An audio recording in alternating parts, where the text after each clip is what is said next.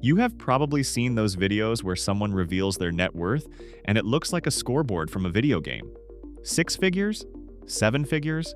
Screenshots of brokerage accounts with numbers that make your stomach drop because yours looks nothing like that. And you think, okay, I am clearly not getting rich. Not even close. But here is something most people never hear. In Japan, there is a concept called kakure kanemochi. It translates to something like hidden wealthy, and it describes people who have accumulated significant wealth but whose lives look completely ordinary from the outside. They drive normal cars, they eat at home, they wear the same jacket for years. Their neighbors have absolutely no idea they are sitting on a small fortune because nothing about their behavior signals money. Japan has one of the highest household savings rates in the developed world. And a study by the Nomura Research Institute found that over 3 million Japanese households qualify as affluent or ultra-affluent, sitting on financial assets worth over 100 million yen, which is roughly $700,000. And yet, if you walked through their neighborhoods, you would never guess it. There are no Lamborghinis in the driveway. There are no designer labels on display. The wealth is invisible by design. The American version of wealth is loud. The Japanese version is quiet. And quiet wealth, the kakure kanemochi kind, almost never feels like wealth while you are building it. So today I am going to walk you through 10 signs that you are secretly getting rich, even if it does not feel like it yet. Because the truth is, the people who are actually building wealth are usually too busy doing the boring work to notice how far they have already come. My name is Kei. I am Japanese American, and I grew up watching two completely different money cultures collide in the same household. Japan taught me that savings are sacred, and showing off is embarrassing. America taught me that credit scores are more important than cash on hand. I cherry-pick the best parts of both systems so you can build wealth without the guilt or the stress. Number 10. You have stopped comparing your spending to other people. When you are broke, comparison is constant. Your coworker just bought a new car.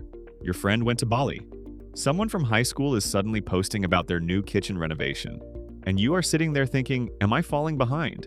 But if you have started to disengage from that cycle, if you have started looking at other people's purchases with curiosity instead of envy, you are building wealth, whether you feel it or not. Here's why this matters. The average American household carries around $6,300 in credit card debt at an average interest rate of around 24%. A huge chunk of that debt exists because people finance lifestyles they cannot afford based on what they see other people doing. And most of what they see is either debt-funded or carefully curated for social media. Smart Sam sees his friend buy a $60,000 truck and thinks, hope that makes him happy. And he means it. No envy. He knows his $14,000 used Toyota and his growing index fund portfolio are doing more for his future than a monthly car payment that costs more than some people's rent in 1995. Broke Brian sees the same truck and immediately starts researching financing options. He puts down $3,000 and finances the rest, at 7% interest over 72 months. His payment lands at about $850 a month. 2 years later, he is upside down on the loan, stressed about payments, and the truck has already lost a third of its value. When you stop comparing, you stop making financial decisions based on other people's choices. You build according to your plan, your timeline, your values, and that makes you immune to three forces that keep most people broke: marketing, peer pressure, and the fear of missing out. In Japan, this mindset is almost culturally embedded. Showing off wealth is considered tasteless. You do not brag about your salary. You do not display your purchases for attention. There is a social expectation that money is a private matter, and flaunting it makes you look immature rather than successful. It is the opposite of American influencer culture, where your net worth is basically your personality. If you have felt that shift, even slightly, that is kakure kanemochi energy. Your wealth is growing in a direction nobody can see. Number 9. Your savings rate is climbing even when your income stays flat. The US personal savings rate dropped to 2.6% in April of 2026. That is the lowest reading since April of 2008, right before the financial crisis, down from 5.5% just 1 year earlier. The 30-year average sits around 5.7%. So the country, collectively, is saving almost nothing. If your savings rate is above that, congratulations. You are already outperforming the national average. And if that rate is growing, even slowly, you are on a trajectory most people will never find. Smart Sam earns $75,000 a year and spends $55,000. That $20,000 gap is options. It is the reason he can invest, build an emergency fund, and say no to things that do not align with his goals. Over 15 years at 7% returns, that gap alone grows into over $528,000. Broke Brian earns the same $75,000 and spends $80,000. Every raise gets absorbed by a bigger apartment or a nicer car. He looks successful. He feels broke. And the gap between what he earns and what he spends is negative, which means his net worth shrinks every single month. Brian is not earning less, he is leaking more. And the leak is invisible because it looks like lifestyle. Here is the math that should make you feel better if your savings rate is climbing. The difference between a 4% savings rate and a 12% savings rate does not sound dramatic. But over 20 years, that gap is the difference between retiring with options and retiring with hope that Social Security does not collapse. The person saving 12% of their income is not making more money. They are just keeping more of it. And keeping money is harder than making money in a culture that is engineered to separate you from every dollar as quickly as possible. Track your spending for 1 month. Calculate the gap between what comes in and what goes out. If that number is positive and growing, you are doing what 97% of the country is not doing right now based on the data. That matters more than you think. That is the beginning of everything. Number 8.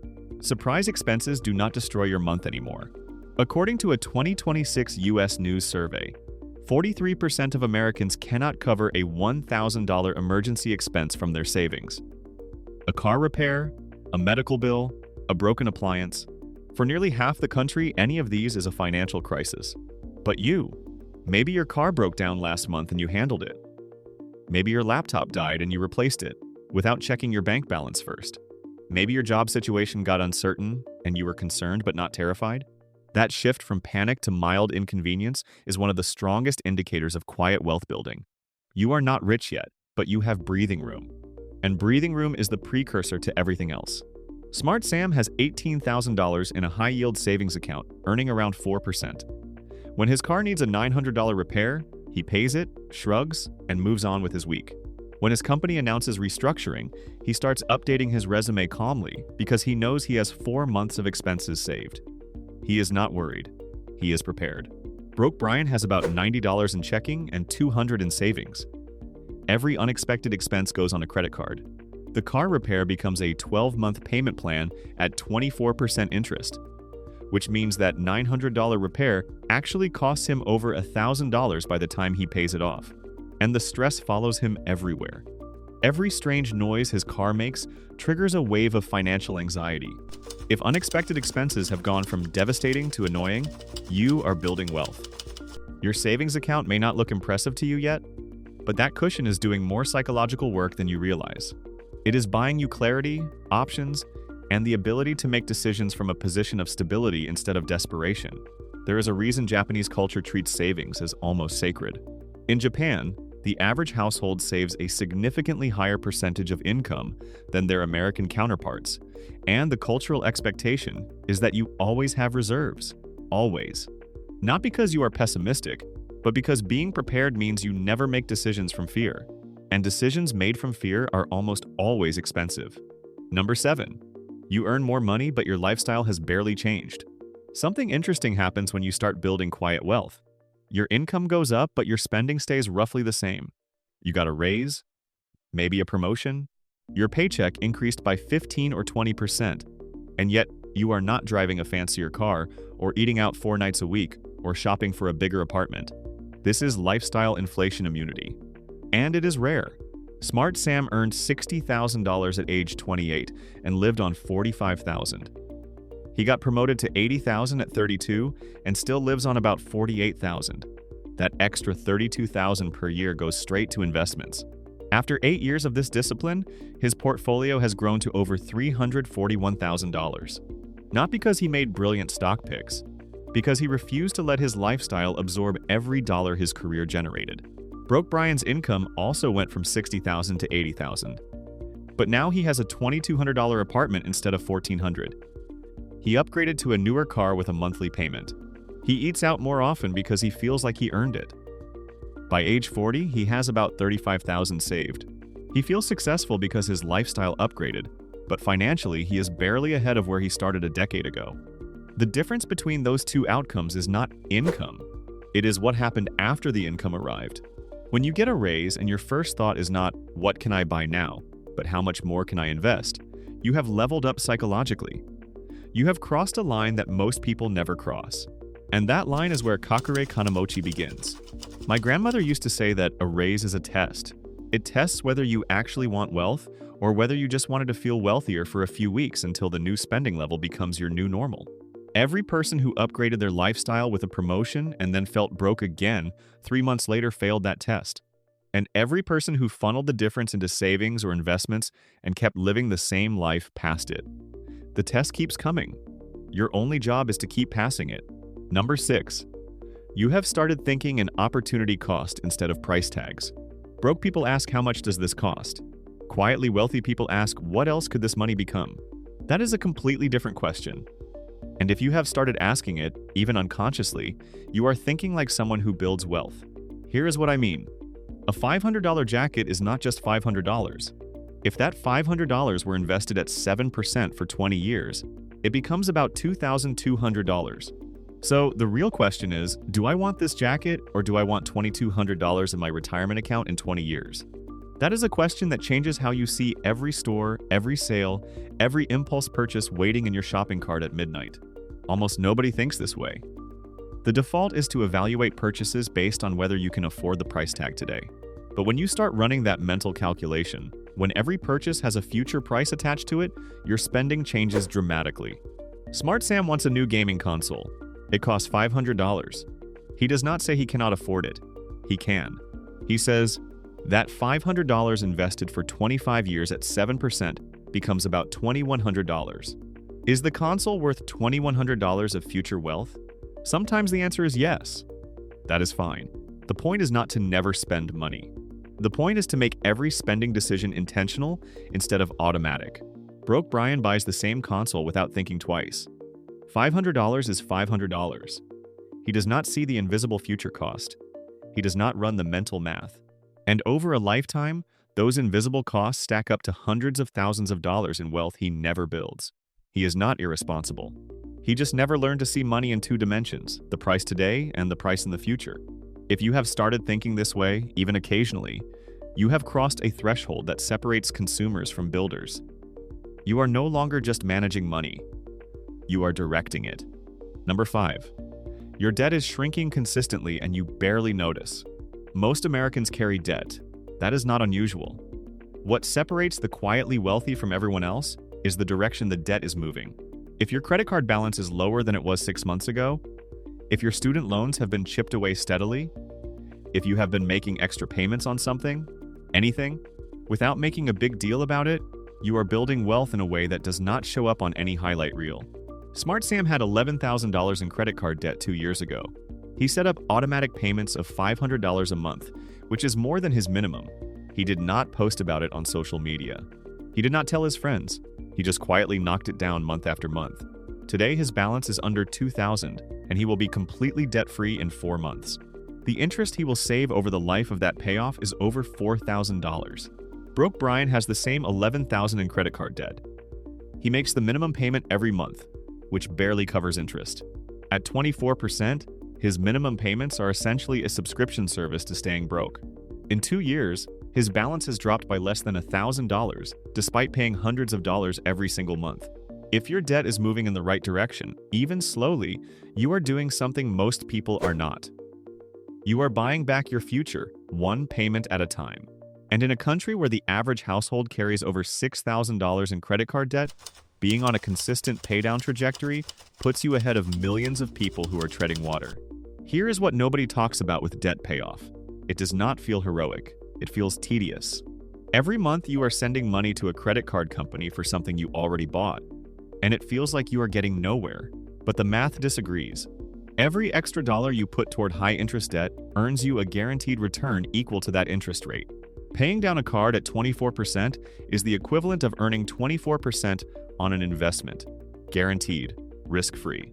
There is no stock, no fund, no crypto token that offers that kind of return with zero risk. Your debt payoff strategy might be the best investment you are making, and you do not even see it that way. If this video is helping you see your financial situation differently, consider subscribing. I talk about money, psychology, and the gap between how wealth feels and how wealth actually works every single week. And if you want a more personalized way to figure out where you stand and what to focus on next, there is a link in the description to a free quiz that asks a few questions and tailors a plan to your specific situation. Takes about 2 minutes. Number 4. Money is no longer the main character in your life. When you are broke, money dominates every thought. You do mental math at the grocery store. You calculate whether you can afford gas for the rest of the week. Every decision, lunch, rent, a birthday gift, feels like a financial negotiation. The anxiety is exhausting.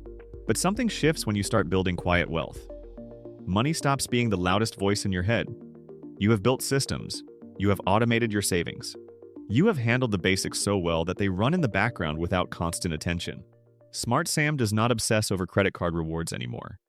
His finances run on autopilot, automatic contributions to his retirement account, automated bill pay, a diversified portfolio he rebalances once a year.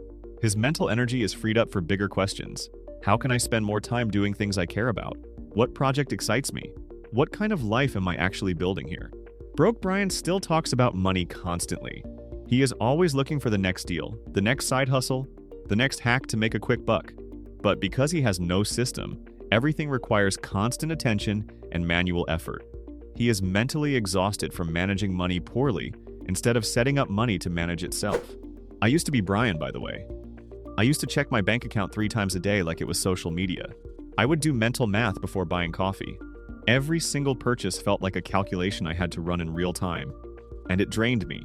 When I finally set up automated transfers, automatic bill pay, and a system where my money went where it was supposed to go on the first of every month, something changed. I stopped thinking about money all the time, and that freed up mental space for actually making more of it. This shift from financial survival mode to financial background noise is one of the clearest signs you have leveled up. You are not obsessing over every dollar, because the dollars are going where they are supposed to go without your daily intervention. That is not apathy, that is infrastructure. And infrastructure is what Kakure Kanemochi is built on. Number 3. You value time more than things.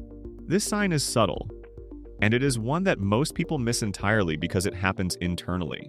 If you have noticed yourself caring less about what you own and more about how you spend your hours, if you have stopped glorifying being busy, if you crave slowness or space or just a Wednesday afternoon with nothing scheduled, you are building a kind of wealth that money alone cannot measure. When you are broke, you have no choice but to trade every available hour for money. You clock in, you hustle, you grind. But when your finances stabilize, something clicks. You realize that money can buy time. Time to think, time to rest, time to build something meaningful, time to just exist without a productivity metric attached to it. Smart Sam pays someone $150 a month to clean his apartment. That buys him about 3 hours per session he spends with his family or working on a project that matters to him.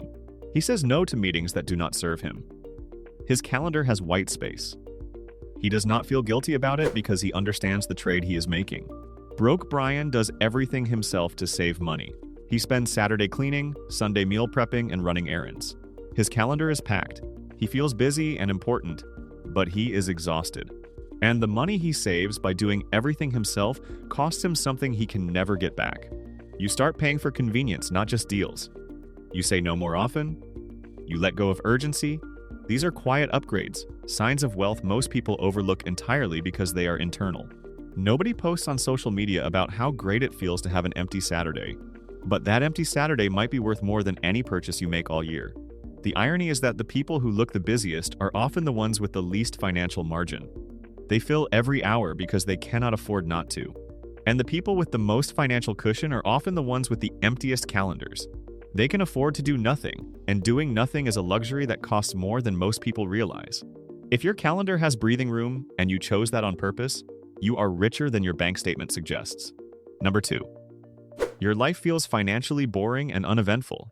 This sounds strange, but hear me out. If your financial life feels predictable, repetitive, and honestly kind of boring, that might be the strongest sign on this entire list that you are quietly getting rich. Broke feels exciting. Broke feels dramatic. There is always a crisis, always a fire to put out, always a story about how this month was particularly bad. The chaos feels like a plot, and you are the main character navigating one financial disaster after another. Wealth building feels like the opposite. It feels like doing the same thing every month. Automatic transfers, same contribution amount, same budget, same boring routine. Nothing changes. Nothing dramatic happens. And because nothing dramatic happens, your brain tells you nothing is working. But that is exactly how compounding works. $500 a month invested at 7% does not feel like anything for the first few years. But over 20 years, those boring monthly contributions of $120,000 in total become over $260,000. That is $140,000 that appeared out of nowhere because you refuse to stop being boring. Smart Sam's financial routine has not changed in 3 years. Same automatic investments, same budget, same lifestyle. He does not check his portfolio obsessively. He does not chase new strategies. He just lets the machine run. And every 6 months when he does check, the numbers are a little higher than he expected. Broke Brian's financial life is a soap opera. New side hustle every quarter. Crypto investments 1 month, day trading the next. He is always making moves but never staying anywhere long enough for compounding to do its job. 20 years from now, he will have a collection of lessons learned and not much else. His financial story is fascinating at dinner parties, but fascinating does not pay your mortgage in retirement. There is a Japanese proverb that captures this perfectly. The frog in the well does not know the great ocean. Brian thinks he is seeing the whole picture by constantly chasing new opportunities, but he is actually trapped in a shallow well of short-term thinking, unable to see the vast ocean of wealth that patience and consistency would open up if he just stopped jumping. If your money life feels boring, congratulations. Boring is a strategy, and it is working. Number 1. You have stopped making excuses and started owning your money. When you are quietly getting rich, something fundamental shifts in how you talk about money. You stop blaming external circumstances and start taking full ownership of your financial reality. You do not say, "I cannot afford that." You say, "That is not a priority for me right now." You do not blame your income, your upbringing, the economy, or the cost of living. You focus on what you can control. Smart Sam earns $65,000 a year in a high cost of living city. Instead of complaining about rent prices or taxes, he optimizes what he can. He lives with a roommate to cut housing costs. He bikes to work 3 days a week to save on gas and parking. He meal preps on Sundays. When friends ask why he does not upgrade his lifestyle, he does not make excuses. He is clear about his priorities. The bigger apartment can wait. The investment portfolio cannot. Broke Brian earns the same $65,000 and spends most of his energy explaining why he cannot save. Rent is too expensive here. My student loans are killing me. I deserve to enjoy my money after working this hard. He is not wrong about the challenges. They are real. But he uses them as reasons to avoid action instead of constraints to work around. 5 years later, Smart Sam has $85,000 invested. Broke Brian has $4,000, and a lot of stories about why it is not his fault. This ownership mindset puts you back in the driver's seat. You stop waiting for perfect conditions and start working with what you have. You stop justifying purchases that set you back and start making choices that move you forward. When you own your money starts working for you. The difference between Sam and Brian in this scenario is not talent, not luck, not connections, not even discipline really. It is narrative. Sam tells himself a story where he is the author of his financial life, and every constraint is a creative challenge to work around. Brian tells himself a story where he is the victim of his financial circumstances, and every obstacle is proof that the system is rigged against him. Both stories feel true to the person telling them, but only one of them leads to $85,000 in investments 5 years from now. Here is the uncomfortable truth about building wealth. There is no notification, no alert, no progress bar that fills up and says, "Congratulations, you are now officially getting rich." And because Kakure Kanamochi wealth is hidden, quiet, and boring, it is easy to look at your own life and feel like nothing is happening. But if you recognized yourself in even a few of these signs, something is happening. Your life might not look rich yet, but your behavior is starting to match the behavior of people who build real, lasting wealth. And behavior always leads balance. The portfolio catches up later. The net worth catches up later. The freedom catches up later. You may still feel behind while your savings rate climbs. You may still feel ordinary while your emergency fund protects you from chaos. You may still feel like nothing is changing while your habits are quietly rewriting your financial future one boring month at a time. That is how Kakure Kanamochi works. The wealth is real. It is just hidden. Even from you. Trust the math. Trust the boredom. Keep going.